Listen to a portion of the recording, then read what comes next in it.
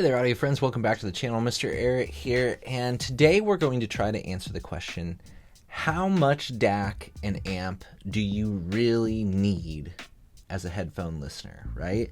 I think this is something that we all struggle with, at least any of us that has somewhat of a limited budget.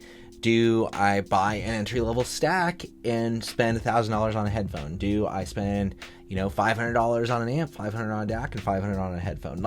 It's a difficult problem, first world problem, to solve. And it's hard to know where to allocate your funds and what you really need. So that's what we're going to talk about today as I review the newish JDS Labs Atom II stack. Okay, so this was sent to me by JDS Labs. They're not asking for any sort of opinion or anything like that. I believe it's going back to them. So it's just my honest opinion as always. Okay.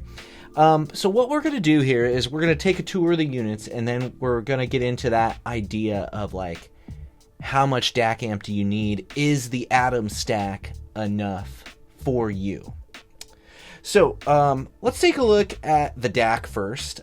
Now, again, this is the DAC 2, the Atom DAC 2. So it's the same form factor as it was previously. I believe exactly the same size. I wouldn't know for sure because I don't have any of the older models on hand.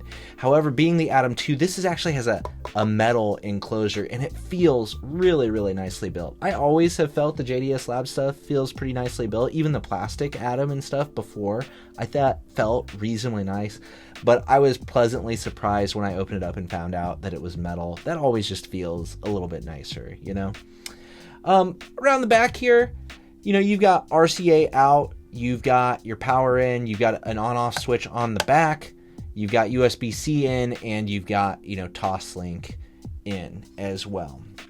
On the front, you've got a little push-button switch, optical USB, and then you've got a ring light up here that, lights up, tells you what you're running and all that stuff, okay? So I think it's a great-looking unit. I have no issue with the builds or anything. I think it all feels really nice. As far as specs go on this DAC, they say that it's got the ability to do firmware updates in the future.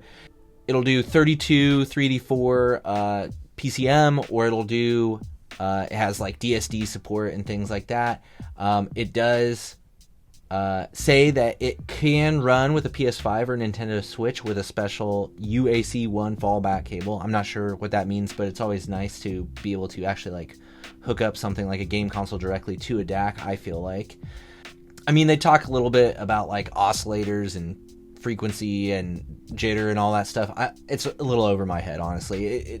It's probably got most of the specs that you would want unless you have really sort of some really specific need.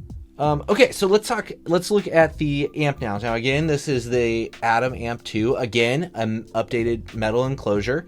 Looks very similar to the previous Atom that I had way back when, which I'll try to link to that review down below as well.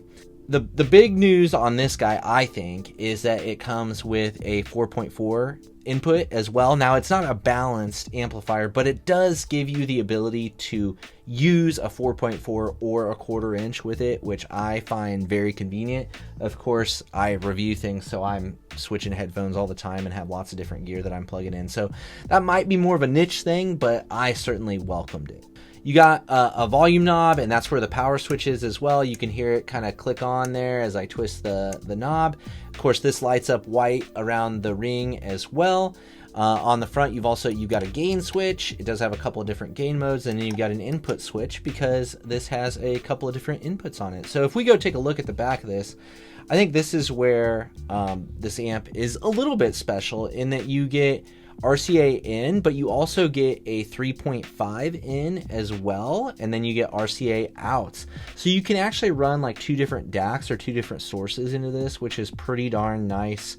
Then you got, of course, the input for the power cable there. So again, I think it's a handsome looking, nice feeling, well-built design. Of course, the stack looks rather handsome.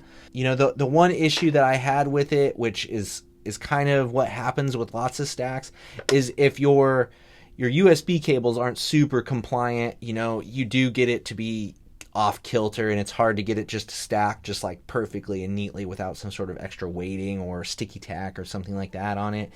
So that's kind of like one complaint that I have about it, but I mean that pretty much goes with like just about any stack that you would use. It looks good sitting on the desk. It's simple, it's clean, nice build. Let's talk about the specs of the amp. Okay, so I mean, they talk about it being very transparent. If you know anything about the JDS Labs products, they usually measure pretty darn well. As far as power output goes, this thing will do 2.5 watts at 32 ohms. And then as far as going down the line, it's like half a watt at 150 ohms. At 300 ohms, it's about 300 milliwatts. And then at 600 ohms, it's about 150 milliwatts. Needless to say, unless you have some sort of really special Susvara type headphone, you're good on power, honestly, on just about anything you would possibly use.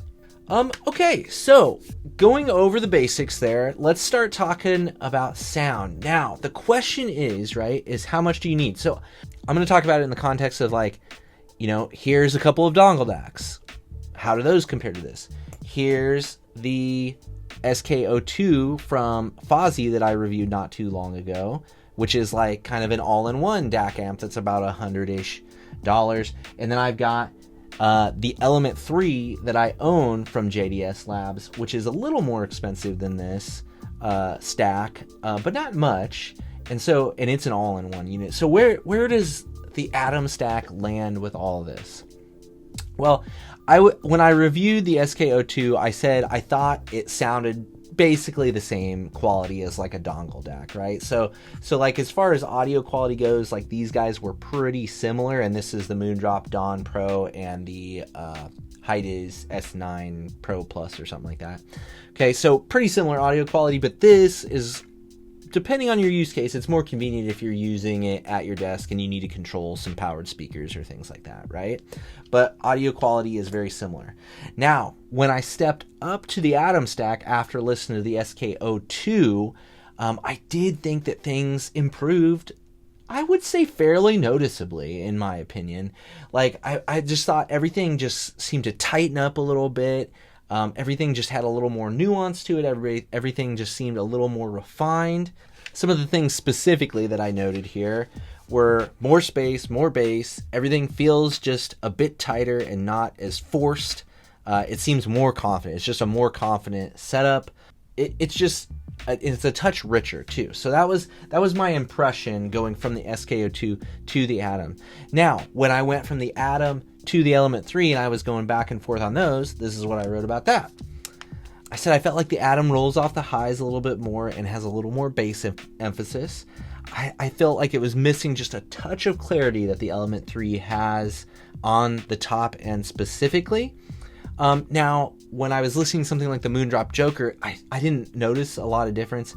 When I listened to the Ario Organic is where I noticed more of those differences between the Atom stack and the Element III. So if I were to characterize the Atom sound, I would say it's a touch richer, bassier than neutral, just a touch, right? And that could be a good thing or a bad thing depending on your headphones or your preferences. For me, with the Ario Organic specifically, I lean towards the Element III. Just has that touch more clarity. You can get a little more performance out of those higher end headphones, I think, with something like the Element III.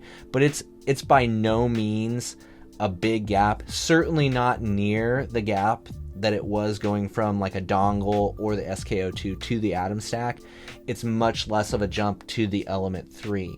So, and then of course I've owned, $1,000 amps and $1,000 DACs before, but the fact, I think where you're finding me is the fact that I went back to like an Element III and kind of simplified, tells you where I think the best kind of value mark is for DAC amps on the market. I think if you're spending much more than about like $500 for DACs and amps for headphones that are under $1,000, I'm not sure I don't know. I guess for me, I don't feel like that money is that well spent, which is why I ultimately went back to like the Element III.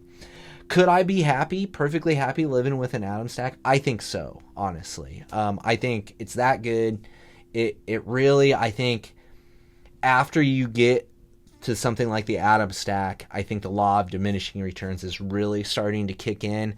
I don't think that happens in headphones until you're starting to spend upwards of like $1,000. I think, of course, and all this depends on personal preferences and things like that too. You got to obviously find something that you enjoy.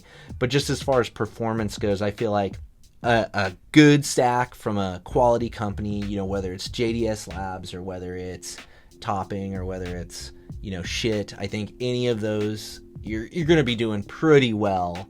And you spend much more than that, you're going to have to spend a lot to get much for gains. I personally think.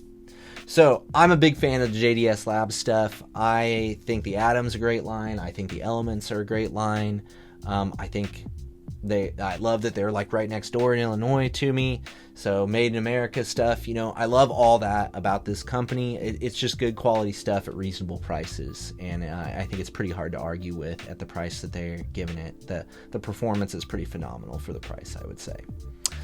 What's your experience? You heard the new JDS Labs stuff. I didn't have the old stuff to compare to. It'd be kind of interesting to do that. I kind of doubt that there's a huge difference in sound from one generation to the next, but again, it's been a long time since I listened to that original Atom, and I'm not sure if I had the Atom DAC. I think maybe I did at one point, but I don't know. I can't remember. These things come and go, right? So that's going to wrap it up for this one. Of course, drop your own comments and opinions down below on, you know, JDS Labs and where you think their products stack up against the competition. I always appreciate you being here. JDS Labs, thank you for sending the Atom stack out for review. Hopefully we can work together again in the future. As always, I appreciate your time, appreciate you watching. Please consider giving me a like and subscribe if you want more content like this. And, you know, hopefully I'll see you in the next one.